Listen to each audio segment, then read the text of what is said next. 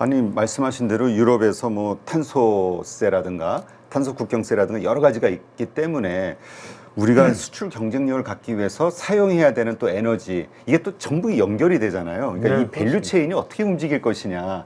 요즘 트럼프 대통령 이후 뭐 미국도 그렇지만 한국도 풍력 태양광에 대해서 비관적인 이야기들이 계속 나오고 있어서 이랬을 때 우리 기업들이 사용하는 2차 전지도 수출을 더 잘하는 데 있어서 이 탄소 유럽의 탄소 정책과 관련된 우리의 경쟁력 얼마나 신재생 에너지를 썼는가 이런저런 것들이 맞물렸을 때 도대체 어떤 결과가 나올까 이게 그림이 잘 안 그려지더라고요. 그러니까 트럼프의 어떤 그런 노이즈만 제외를 하면 세상은 바뀐 건 없고요. 아, 바뀐 거 없다. 이번 지난 6개월간 재생에너지에 대한 투자액 집계가 나왔거든요. 얼마 전에. 작년 대비 굉장히 고점이었는데 최근에 그 투자액 자체가 이번 6개월간도 작년 대비해서 10% 성장을 했어요. 아, 그래요? 투자액 규모 자체가. 미국은 감소를 했는데 유럽과 아시아가 큰 폭으로 증가하면서 미국의 감소폭을 이상을 이제 상쇄를 했죠. 그러니까 풍력 태양광이 지금은 압도적으로 싸져 있어요. 네. 어느 국가나 다. LCOE라는 생애 주기의 발전 비용을 우리가 조사를 해보면 풍력 태양광이 다른 발전원보다 훨씬 더 싸고 탄소를 배출하지 않고 하기 때문에 당연히 풍력 태양광이 먼저 설치되는 것이 이제 기본 상식이 돼 있는 거죠. 그거는 변하지를 않아요. 네. 그게 만약에 트럼프의 어떤 그 워딩에 의해서 변한다면 우리가 얘기하는 ESS 스토리 이런 것도 없는 거예요. 근데 미국은 우리가 풍력 태양광은 안 된다고 보면서 ESS가 확대된다는 것에 대해서는 우리는 다 공감을 하잖아요. 그렇죠. 에너지 그게 저장을 약간 정보의 단절이 있는 거예요. 그렇지 않아요. 미국에 만약에 태양광 설치량이 급증한다는 전제가 이루어지지 않으면 ESS 설치 늘질 않아요. 네. 근데 유럽도 지금 ESS가 올해부터 설치 증가세가 확 커지거든요. 그러니까 이거는 글로벌 전체가 재생에너지 중심으로 돌아가기 때문에 일어나는 현상이고 이게 이제 있기 때문에 전기차의 미래도 밝은 거예요. 네. 우리가 전기차를 타면서 석탄으로 만들어진 전기, 천연가스로 만들어진 전기 이런 거를 많이 써봤자 그게 무슨 의미가 있습니까? 그렇잖아요. 그렇죠. 재생에너지를 만든 전기를 로 전기차를 타야지 이게 비로소 이제 기후 위기를 줄이는 그게 이제 그 수단이 되는 거거든요. 그러니까 너무 우리가 트럼프의 그런 워딩에 세상이 바뀌는 거 아니야? 네. 이렇게 이제 판단하실 필요가 없다는 거죠. 그렇다면 이러한 노이즈들로 인해서 관련된 뭐 풍력주나 아니면 태양광주들 이런 것들이 급락이 나오거나 했을 때 이럴 때는 오히려 매수의 기회로 봐야 됩니다. 당연합니다. 뭐 트럼프 일기 때도 똑같았어요. 트럼프 일기 때 막 그 공격을 하면서 관련주들이 이제 주가들이 단기간에 하락을 했었는데 결과적으로 그게 이제 완전 저점이었죠. 거기서 네. 이제 대부분 템버가 났잖아요, 종목들이. 그래서 지금은 이런 그것과 관련된 종목들을 어차피 트럼프 뭐 3년 있으면 이제 물러날 사람이잖아요. 그렇죠. 누가 되든 만약에 공화당이 된다 하더라도 트럼프와 같은 극단적인 정책은 있을 가능성이 낮거든요. 그렇기 때문에 지금 그런 종목들에 대해서 오히려 투자 기회라고 볼 수가 있죠. 네. 전에 그 원전이 과연 신재생 에너지에 유럽이 포함시키느냐 아니냐 이거 아주 논란이 있었던 걸로 기억이 되는데 지금 어떤 결과가 나왔죠? 그거는 이제 신재생 에너지에 포함시키느냐 아니냐가 아니고요. 그린 텍소노미라고 그래서 거기에 포함이 되면 이제 그 EU 정부의 지원을 받을 수 있는 그런 근거가 마련되는 거기 때문에 거기에 대해서 이제 이슈가 있었는데 포함이 됐어요. 됐어요? 포함이 됐는데 그 그린 텍소노미에 포함이 되면서도 좀 까다로운 조건을 붙였죠.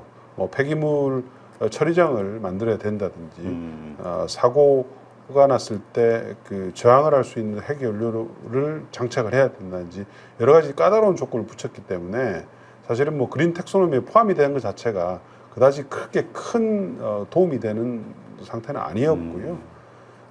원전은 뭐 그 우리나라의 이제 대부분의 언론들의 이제 주장이 이제 뭐 계속 이제 르네상스를 계속 얘기를 하고 있죠. 그러게 지금 뭐 트럼프 발이라는 표현도 있고 그거 외에도 유럽도 그렇고 전 세계적으로 원전 설비 시설 증가 이런 계획들이 늘어나고 있다. 우리가 이렇게 알고 있죠.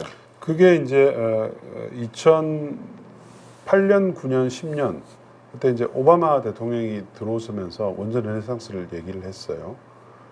그 당시에도 이제 똑같았습니다. 그 당시에도 지금 현재 막 하겠다고 하는 국가들이 대부분 다 그때 얘기했던 그런 계획들이에요. 네. 근데 이제 그러다가 미국이 원전을 짓기 시작을 했는데 4기 짓다가 2기를 포기했죠.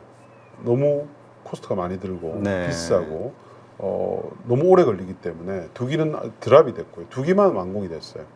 뭐 현격하게 많은 코스트 오버런이 있었 상태에서 이제 완공이 됐고 또 중간에 이제 후쿠시마 사고가 있었죠. 그렇죠. 그러면서 이제 대부분 다 계획들이 다 수면 밑으로 다 없어졌어요.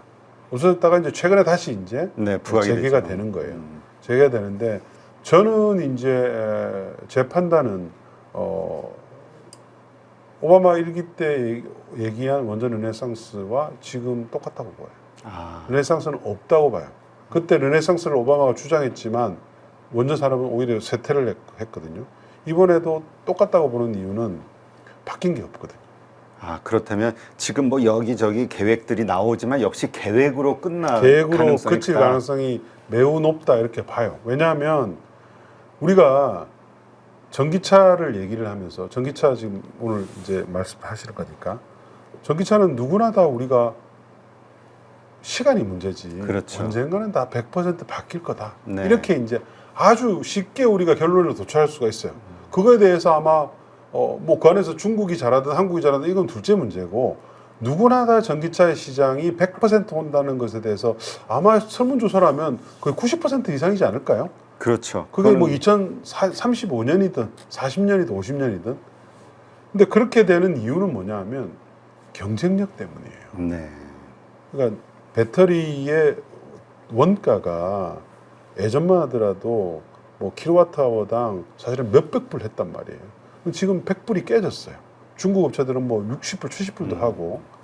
그러니까 배터리의 가격이 뭐 날이면 날마다 떨어지고 있잖아요. 네. 그게 이제 기술 경쟁력과 대량 생산 체제로 인한 가격 경쟁력 두 가지를 이제 갖추면서 떨어지고 있기 때문에 뭐 일부 국가에서는 지금 중국은 이미 사실은 내연기관차와 전기차의 가격 패리티가 와 있는 상태예요. 네. 그러다 보니까 지금 중국의 전기차 신차 비중이 50% 넘었잖아요. 그러니까 이런 흐름이 풍력도 있었고 태양광도 있고 다 있는 상태잖아요. 네. 그렇기 때문에 지금 워낙 단가가 많이 떨어져서 자연스럽게 수요가 확산되는 그런 시기가 왔거든요. 네. 재생에너지도 그렇고 사실 전기차도 큰 그림으로 보면 똑같습니다. 그러나 원전은 그렇지 않다는 거죠. 원전은 오바마가 얘기했던 2009년 8년도의 원가 경쟁력보다 오히려 지금 훨씬 더 악화되어 있습니다. 더 높아졌다. 예, 훨씬 더 높아져 있어요. 그리고 이게 낮아질 가능성이 그렇게 높지가 않아요. 예, 안전에 대한 어떤 그 설비 보강이라든지 핵 폐기물에 대한 처리 비용이라든지 이런 부분들 원전이 어쩔 수 없는 부분들이 있거든요. 네. 그러니까 그럼에도 불구하고 최근에 수요가 증가하는 것은 맞아요. 왜냐하면 데이터 센터를 수요하는 빅텍들이 원전에 대해서 좋게 보고 있는 건 사실이거든요. 네. 그러나 이제 이 부분이 그야말로 르네상스를 이룰 정도로 되기 위해서는 아까 얘기한 그런 가격 경쟁력을 갖춰야 됩니다. 네. 갖추지 않는다고 하더라도 어느 정도 개선이 되는 모습이 나와야 되거든요. 근데 그럴 가능성이 없어요. 네. 그 원전은. 그리고 많은 분들이 이제 기대를 거시는 SMR. 똑같죠. SMR은 사실은 대형 원전보다도 LCOE 측면에서는 훨씬 더 열악해요. 왜냐하면 규모가 굉장히 안 되잖아요. 그렇죠. 그 모듈은 이게 대량 생산이 돼야 단가가 떨어진다고 하는데 그 정도로 지을 수 있는 수요가 생길 것이냐에 대한. 그러니까 뭐 모듈화를 해서 대량 생산 체제를 갖춰서 단가를 낮추겠다는 게 SMR 쪽의 이제 얘기인데요. 네. 그 부분은 이제 검증을 해봐야죠. 과연 얼마나 대형 원전보다 낮을 수 있을 것인지. 뭐 그거는 뭐 현재까지 나오는 여러 가지 이제 집계 추정치로서는 그 부분은 쉽지가 않은 네. 이제 그런 모습이기 때문에 너무 큰 기대보다는 과연 빅텍들이 가격에 상관없이 막 SMR 짓느냐 네. 이런 부분들을 한번 확인해보고 투자하시는 게 맞는 것 같아요. 근데 그 시점은 SMR을 지금 건설하는 게 가장 빠른 게 이제 뉴스케일 거니까. 네. 뉴스케일이 2031년, 2년 정도 돼야지 이게 돌아갈 것 같거든요. 그러면 이제 그거를 좀 확인해 봐서 그때 돌아가는 단가가 과연 얘네들이 지금 얘기하는 그런 그 추정치하고 맞느냐, 요거를 좀 그 확인을 하고 네. 그 투자하시는 게 맞는 것 같습니다. 네, 그렇군요. 그러니까 결국 유럽의 탄소 국경세라든가 이런저런 것들과 관련해서 이전과 지금 이 우리가 이 설왕설래 말만 많은 거지 달라진 환경 변화가 달라진 하나도 건, 없다. 네, 하나도 없다고 하면 그렇죠. 뭐 근데 조금 심리적으로는 이제 막 불안해진 거예요. 아, 이거 그렇죠. 과연 될까? 하지만 과거하고는 다르죠. 그러니까 2000 초반, 7, 8년, 9년에는 풍력, 태양광이건 전기차건 배터리건 아무런 가격 경쟁력이 없었었어요. 네. 이거는 그야말로 정부가 야 이거 하지 마 이러면 이제 못하는 시기였잖아요. 근데 어마어마한 투자를 유럽도 그렇고 미국도 그렇고 중국도 그렇고 막 경쟁적으로 하면서 이제는 그게 전부 가격 경쟁력을 다 갖춰버린 상태가 된 네. 거예요. 그러니까 이게 다시 되돌아가기는 이제 어렵죠. 네. 자, 그렇다면 이제 이 전기차 혹은 2차 전지 소재 뭐 장비 관련해서 이쪽 섹터 산업들 가운데서 유럽향의 이 모멘텀이 강한 기업들 어떤 기업들이 있을까요? 일단 셀은 지금 뭐 당연히 이제 LG엔솔이 LG엔솔. 장악력이 이제 크죠. 그래서 셀은 움직이게 되면 LG엔솔이 가장 먼저 움직이고요. 다만 이제 저는 투자하시는 분들한테는 좀 어쨌든 리스크란 측면도 그렇죠. 좀 있지 않습니까? LG엔솔은 어쨌든 밸류에이션은 높잖아요.